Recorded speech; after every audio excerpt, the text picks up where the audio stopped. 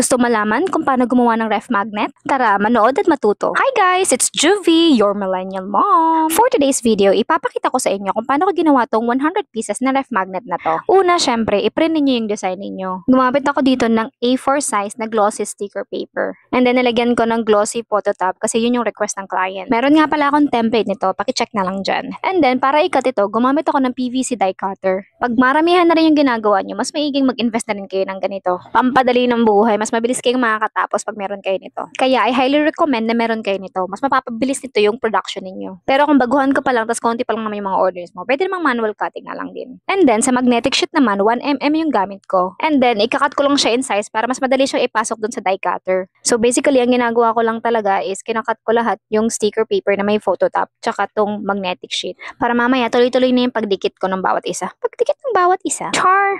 Oo, syempre, didikit mo tong photo sticker mo na may photo top dito sa magnetic sheet para maging ref magnet, ganon. Parang ganyan sa video, gayahin nyo lang. So, inulit-ulit ko yung 100 times, ganon, kasi 100 pieces yung order. So, pag marami kayong order, ibig sabihin na maraming beses nyo rin siyang uulitin, ganon. And para plakado ang pagkalapat, gumamit ako ng laminator dito. Syempre, ang setting natin dito, cold laminate lang, di ba? And ganyan, papasok na lang yan isa-isa hanggang sa matapos. Optional lang to, kung wala kang ganito, okay lang naman. Mas bet ko lang gumamit nito kasi mas plakado siya, ganon. And then, pag natapos mo na lahat yan, gagawa ka na ng packaging mo, ganon. Meron din akong tutorial niya, nandyan lang yan sa video ko. Meron ding template, PM is the key. Charat. Gumamit lang ako dito ng cutting and scoring board para mas madali lang. Syempre, pwede kayong gumamit ng gunting lang kung wala kayo nito. And syempre, kailangan nyo rin dyan ng OPP plastic, yung may adhesive. Lahat ng ginamit kong materials ay ilalagay ko na lang dyan sa yellow basket or sa comment section. Pakicheck na lang po. After nyan, ipack mo na. Congratulations! Meron ka ng ref magnet. So, ayun lang for today's video. Happy selling and happy crafting! At kung may natutunan ka for today's video, ano pang inaantay mo, huwag kalimutan mag-like, share, follow. Bye!